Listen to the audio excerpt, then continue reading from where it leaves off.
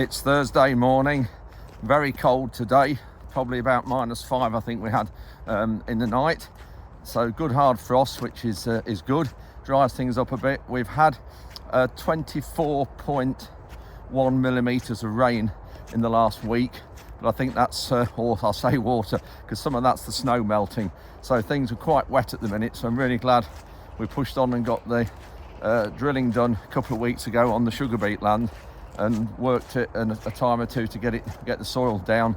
So it's looking quite good. We haven't got any water stood about apart from one little spot just on the lane, on the edge of the lane. I'll show you in a minute on one of the sugar beet fields.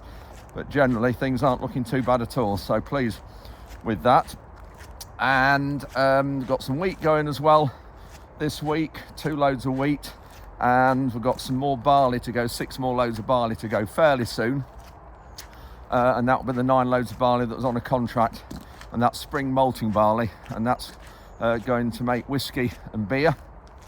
And so everything else, we've got sugar beet going as well down here at the minute.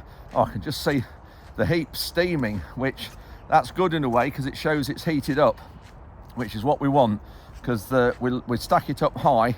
I'll show you in a minute. We stack it up high so it does heat up, so any soil in the heap dries. And we've only had sort of rain this last week, so it should have started to shell off in the heap. So hopefully the cleaner's taken a lot of soil out, the cleaner loader that the contractors are using. So we'll have a look at that in a minute as well. Rhonda and I are heading off to Stratford shortly. I'm speaking at a dealer conference this afternoon, and then we've got a dinner tonight with everybody who's attending. I think there's probably about 300 attending, so that'll be good. Dinner tonight, overnight stay, and then back tomorrow, Friday. So that's this week taken care of virtually. We've been away most of it with Forage Aid and Crop Tech Show. Thanks for everybody coming up to say hello. It's always good to meet people who watch the videos. You can just see the steam coming off the sugar beet there. So you can just see, looking at the frost, maybe you can't see it quite so well, but you can just see some frost there. But yeah, this is one of the sugar beet fields, looking really good. It will be another, probably it'll be Christmas time before this germinates and before we start to see anything grow, with the soil being colder and the soil surface being quite rough.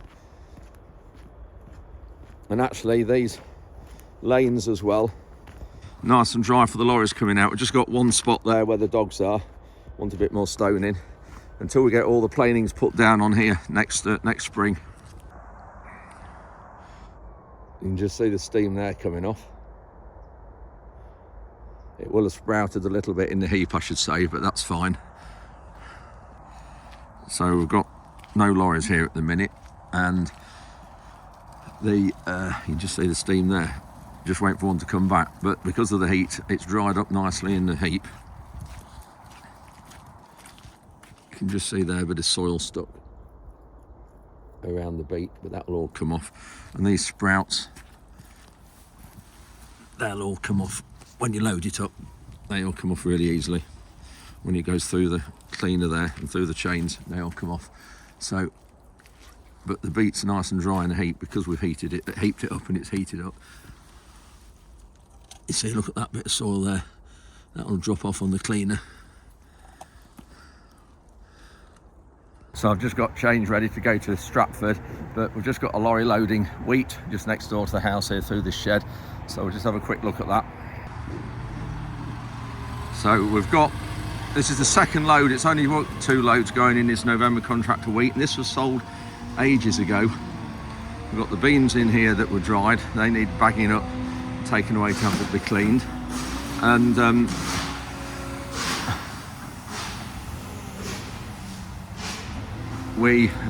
so this wheat was sold October 2022, so that's when it was sold in that period for November, and we've sold it for £250 a tonne, so it was sold really well, which I don't know why I only sold 2 loads at that price, because now the price is about 175, maybe 180. So 2 loads at 250 should have been 10 loads at 250. But anyway, that's what it's up. That's how the grain markets have dropped in 2 years. So just talking about the prices, yeah, we can sell forward, and you can sell virtually up to 2 years forward. And I remember I was in Portugal when I sold that wheat, and yeah, we are making probably £70 a tonne profit on that. But then when you look at the rest of what we've got to sell, we've no more sold now. I was a little bit sold to somebody else, but when you look at the amount of wheat we've got left to sell, that at the minute is priced at about 180. Maybe that's where the markets are. It might be 190 if you leave it going forward to next spring. So it just shows how markets have dropped. And when we look at our prices, and when you look at all this inheritance tax job that we might have to pay unless we can get it changed, it just shows how poor the returns are from farming and producing food compared to the investment in the amount of machinery and capital we have to have for setting a farm up. But anyway, that's just as it is. And the more we get that story out to the public, I think the better. So I've got to go now, but Ruben's just filling this lorry up out of another shed because we've got some's a bit drier than others, so we're just mixing it so it comes out the lorry at the other end all the same moisture. It's not the moisture, it's the bushel weight. So it's the sort of quality of the wheat, the weight of the wheat, that one shed's slightly different to the other. So that's why we're mixing it when we're loading it. And that's S&K sprayers here. They've come. You can just see the Kubota there and the sprayer. They're just coming to do something to that sprayer to get it working a bit better and get the section control working. But Ruben's just coming out of that shed and just mixing it so that when you tip the lorry up, it'll all mix. Yeah, so when we tip them empty the lorry at the other destination, we're just about to start. Following lunch, we're going to continue an area crucial to what we do, of course, and that's customers. We're truly blessed today because we've already heard from Carl and his experiences in the industry, and of course running the ground staff at Lord's. Our second customer slot today is a very progressive farmer from Lincolnshire who he's passionate about British farming and the farming community. He's not afraid to trial new ways of working, and he's the only farmer to grow Capulet beans, which is baked beans to you and I, before they're baked, presumably. And he was awarded the MBE in 2014 after establishing forage aid to support the farmers hit by adverse weather conditions. You'll often see Andrew being interviewed on the news regarding any farming-related issues, and he has a regular podcast, Wardy's Waffle, and last week Andrew was a joint organiser. In the next 24 minutes, which I've got, so I'm going to be talking quickly to get through it, we're going to be looking at the farming protests quickly in London, personal and farm background. I'll give you a bit about myself and about the farmer home in Lincolnshire. Farm changes and staff morale, really important stuff for me, massively important how we treat them. Dealership, support, knowledge and issues, talking about you guys and the relationships that we must have with you and you must have with us as well, the customer. And sustainability, massively important as well, but there might be one or two surprises in that, which are my thoughts. Then at the end, a bit of a summary and how I see the future. So, just looking for a start at the farming protest in London. So myself and 4 others we managed in 2 weeks, we got a rally organised in central London. We managed to get Whitehall closed, and the Met Police were just fantastic with that. Some of you might have been there, I don't know, but if you were, thank you very much for coming. And we had altogether 45,000 people came, which was incredible. We had 3 main wishes. We wanted to leave London as tidy as we found it. We didn't want any trouble, and we didn't want to block London with tractors. We didn't want to annoy the public because we've got massive public support. And all those wishes were granted. And actually the police said to me at the finish, we actually left Whitehall cleaner than when we started because we swept all the leaves up off the pavement. There is things going on in London, in Dover at the minute, blocking ports and things. That's not us. We're not going to that level yet. We're going to do everything right and we're going to do it peacefully. But if the government don't listen to us, we will do lots more and stop food getting around the country. We're not doing that yet, we're not into that, we don't want to do that, but if the government won't listen, that will be the last resort and we will have to do something a lot more militant. So now, looking at the personal and the farm background, I've had an involvement with Lincoln City Football Club, and I know we've got grounds from here, which is great. Now, this is when Lincoln were in the non-league, and that's our water bowser. They didn't have enough water to irrigate the pitch, So the latter end of the season, when it was a really dry time, this would be about 2018, I brought our Bowser across for every home game to get them extra capacity to water the pitch. So I've got a big involvement with Lincoln. And then this was the year when they got to the quarter-finals of the FA Cup, and they were the first non-league side in 104 years to get to that level. And so as a result of that and the money that they generated, they got to the quarter-finals, had a lot of TV exposure, and they got £2.5 million altogether from that FA Cup run.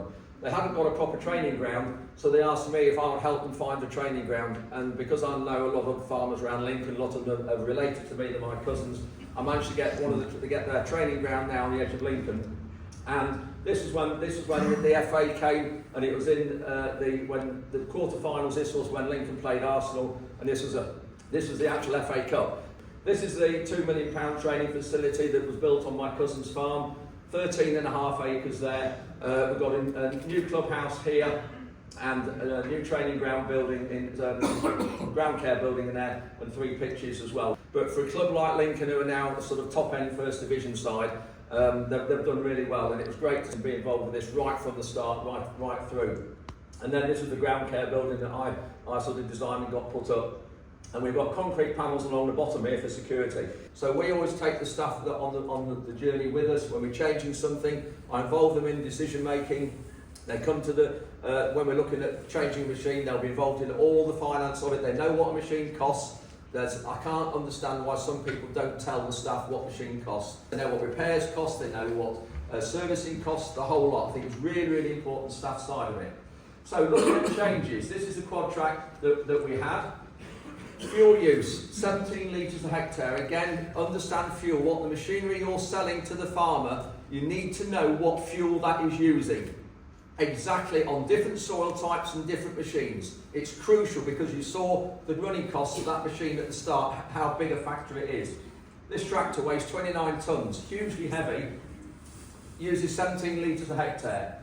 I sold that 2 years ago for this John Deere 8RX, and with the same machine on the back, it's down to 8 litres a hectare. It's really important you know the machines, you know the soil type that you're trying to sell a machine into, and you understand the farm, the farmer and the staff. There's a lot of relationship building here needs to go on, rather than just turn up to a farm and try and sell them a tractor or a machine.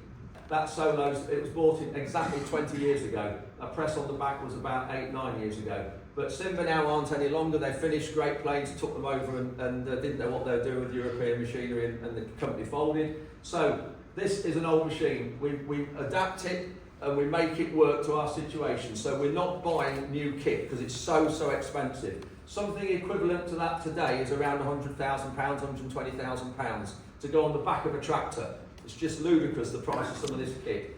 So these are 2 other bits of machine, all Simba machinery, all old, but we do a lot in the workshop ourselves, we change it, and a lot of this kit doesn't bear any resemblance to the day when it arrived on the farm. One thing we've had to change around the farm as well, massive problems in agriculture, in cereal growing, with a weed called blackgrass. And so the reason people have this weed is because they keep doing the same thing every year, and then the following May expect the fields to be clean, and they won't be because they've not changed anything from the previous year. So in 2012-13, we were growing, half the farm was growing winter wheat, and then another third of it was growing oilseed rape. This was the biggest problem while we had blackgrass. We then, in the middle of changing our whole cultivation system and changing what we did and changing how we managed those crops, we changed the wheat. We dropped the wheat down to 20%, brought a lot of spring crops in here, spring barley and sugar and spring wheat, brought these in. Sugar beet stayed the same. Dropped the rape area. The rape area is dropping though due to government policy. Because the government have banned neonic seed treatment, this is a seed treatment that helps control flea beetle. They've banned us from using that because they say it's bad for bees. But yet pet flea treatments that we all put on our cats and dogs, fleas, it's made out of this neonic seed treatment that we're banned from using. Dogs swim in rivers and they say that neonics are in rivers and they're blaming farmers for it. It's not. So we're trying to do things differently. We're trying to grow crops that means we don't need to import so much food. It's really worrying that we've got all these imports coming in and we're having to increase the imports because the food we produce in this country is dropping. This is what we're trying to do to get a crop grown that's imported to try and get it grown over this country. This is what they're like. So these are the baked beans, these are the Capulet beans. The Capulet is the variety, by the way. So these are the beans before they're blanched. They're soaked in water and then they're put in a giant steamer. So all baked beans that you eat, they're put in a tin raw and they're cooked in a giant steamer. And then the sauce is added in obviously before the tin's sealed, and then it's fermented, and it takes 2 weeks for the baked beans to soak up the sauce. And in transit and storage, the baked beans are 2 weeks getting to the best before you eat them. I think when I class myself as a perfectionist, I'm not so sure about that, but if I can find an improvement in something, I'll go to the nth degree to try and find it. Working in an elite venue, it's got that for its at least 82,000 seat stadium, very, very large stadium, very, very inhospitable to try and grow grass in. I've done this over a numerous amount of places over the world, and it doesn't get any easier, it doesn't matter where you are.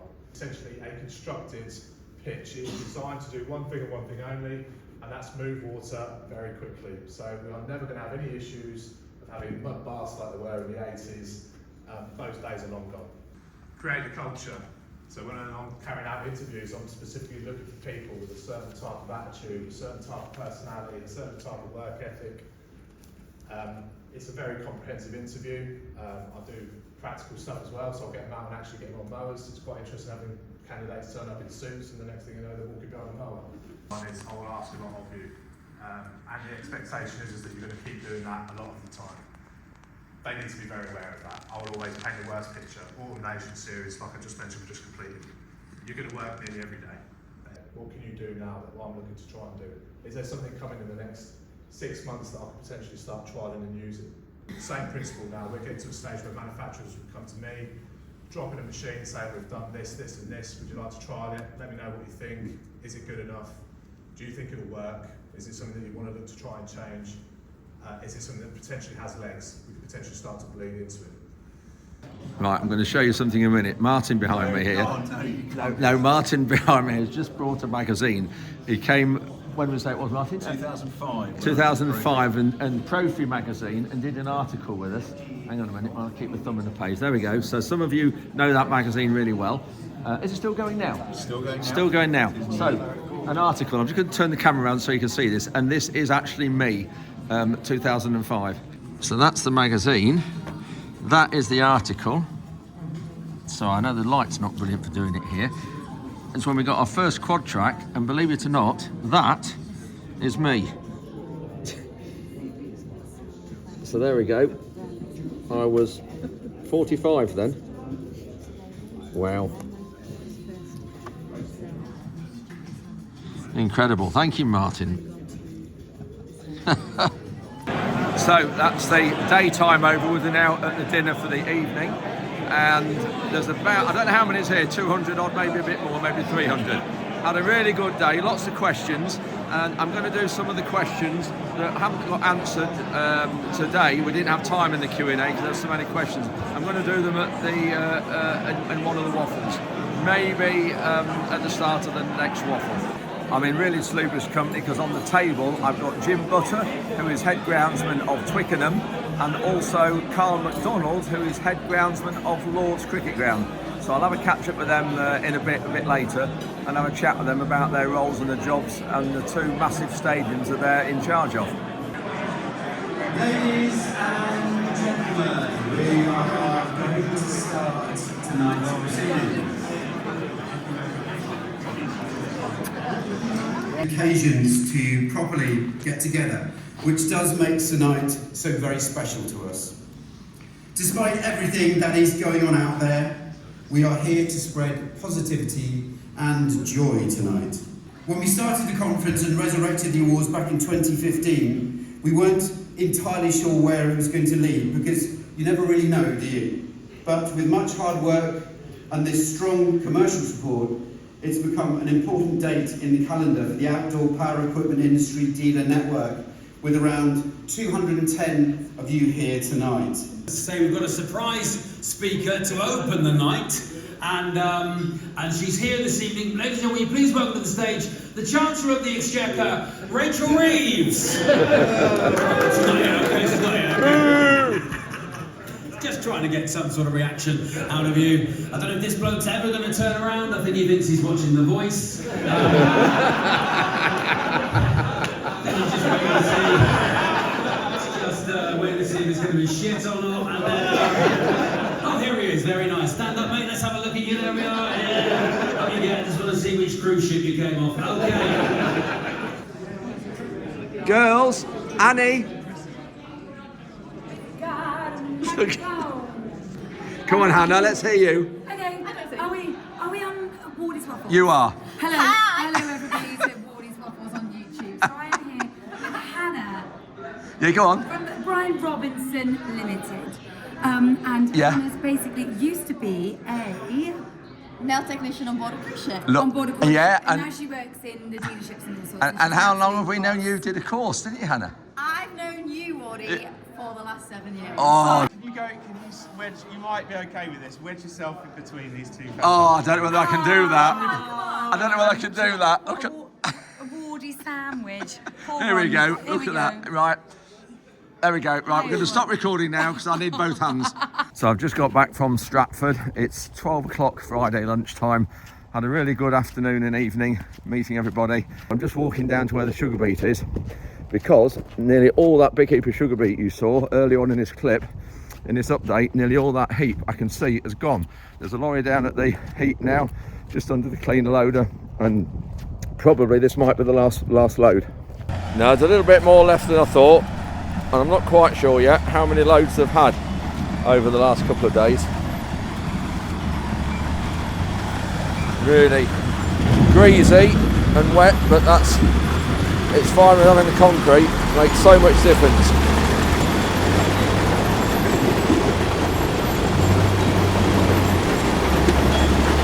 We need to get this cleaned up with our forklift really, otherwise we can easily break the concrete and break the posts out the ground if we're not careful.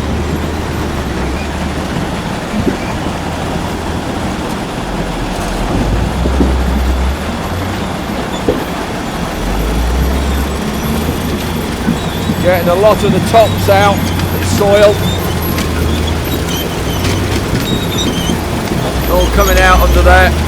There are some clods coming out, but not many here.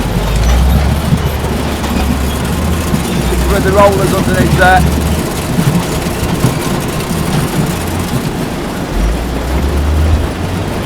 Ruben's just come down with the Manitou just to clear up. So it's a bit easier than with the loading shovel.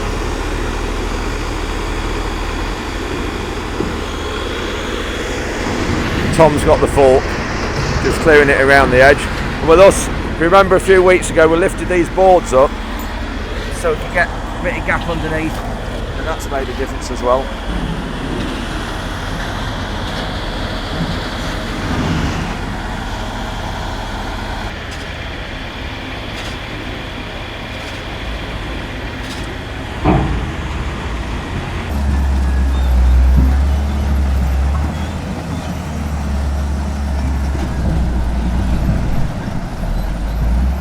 Got a big heap of soil out, all that there. I'm not quite sure yet how many loads, I will find out shortly though.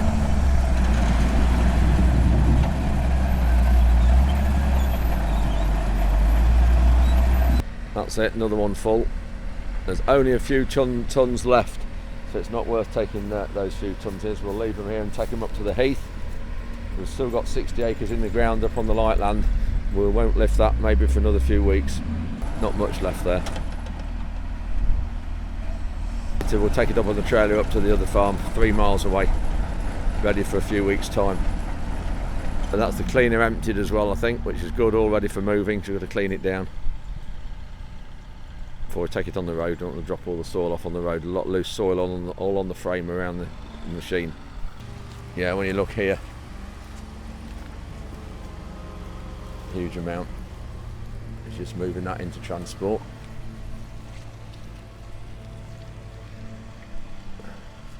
Just got up on top of the cleaner to help the cleaner loose soil out. That's what it's like. You've got a big hopper and a web. If I can get in there, that's where you tip the beet in, and it comes up onto another chain there. Then you've got a slide in the hopper there. You can lift that up and down so that holds the beet back in the hopper or lets it through. And you've got the screw augers here. Again, these hold it back. this holds it back as well a bit and directs the beet into the screws, into the flights. Comes up there into another elevator here. Then it drops into another little elevator there, and then up that elevator into the lorries. So quite a lot of different areas where it changes speed, and that's what cleans the beet.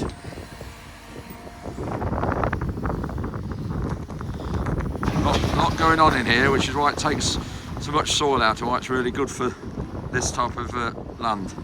Good view from up here actually, that's the field it's come from. Looking really good. I don't think we'll start to see that showing any green till another 2 or 3 weeks yet. Hopefully by Christmas it will be green over. We're just getting this all moved ready for transport. So that's what we do, lift those wheels up.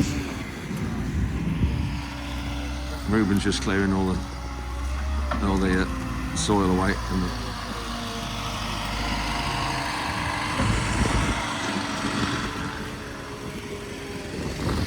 then another tractor's rolled up to take the cleaner to the next farm. It's going near Lincoln. That's the loading shovel heading off to Lincoln now. The cleaner's just coming here as well.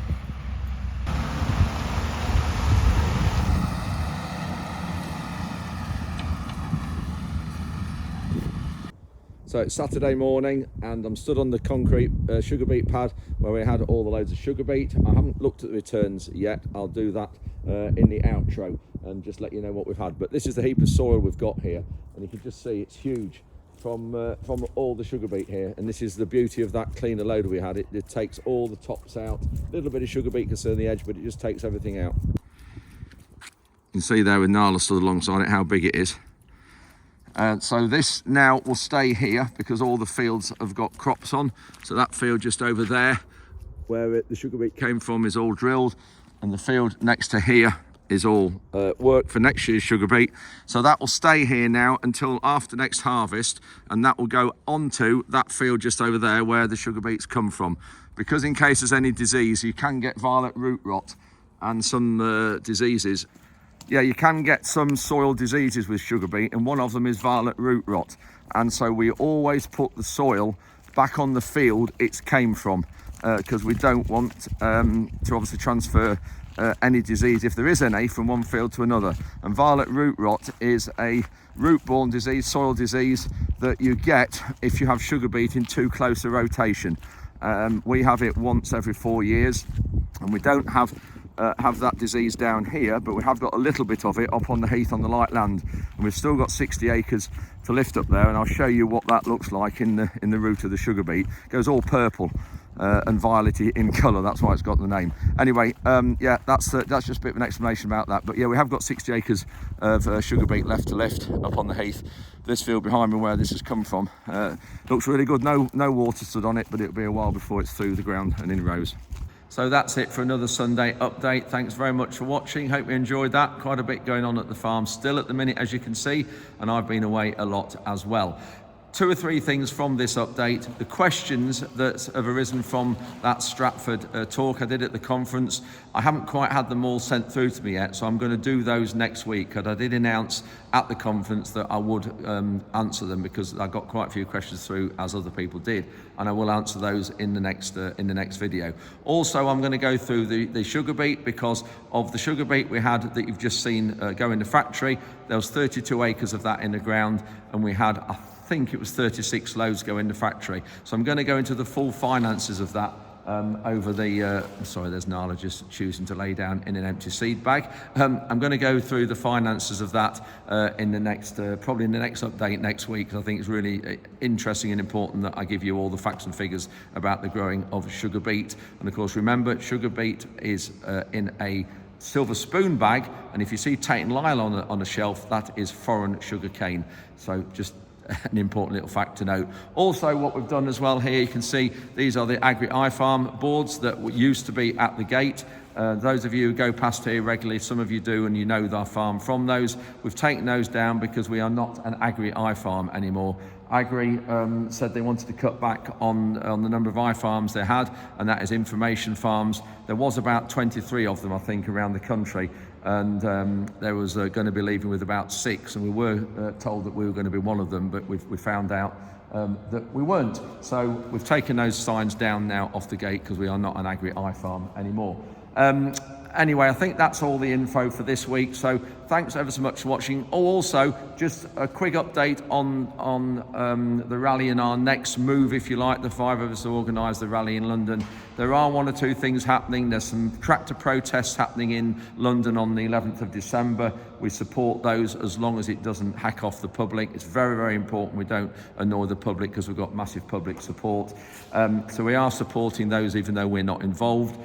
We've got 1 or 2 things lined up. We've got an event lined up for December the 16th that I'll touch on in another few days, maybe next midweek update. And also we are planning for the future that if everything that we all do doesn't make a difference, then we will have a mass event. There will be a mass countryside, if you like, objection or countryside revolt. And all of our groups that's doing all these things around the country, we will come together for one huge event. But it won't be until probably January, February time. So I think that's important that we know that. We will keep going with this. We are not going to take any of this lying down. The government need to realise that they are decimating food and farming. And also has come out this week, I mentioned on my Wednesday video, they have actually withdrawn a lot of the capital grants that's come out, and they're also withdrawing some of the money and the finances that they are giving everybody for managing the environment and looking after nature and wildlife. And of course it's absolutely catastrophic because not only are family farms, businesses around the country that are going to suffer, it's wildlife that's going to suffer, because we cannot do all these things for wildlife and nature if we don't have a viable, profitable farming industry. And with the government pulling this now away from us and pulling the rug under our feet, it's just another thing. And I just don't know what this government wants apart from a country that doesn't produce its own food. Anyway, lots happening on that area. We're all in touch with each other, so please keep an eye on this, and I'll keep you updated on all our plans and what we're doing. So thanks ever so much for watching, and we'll see you midweek.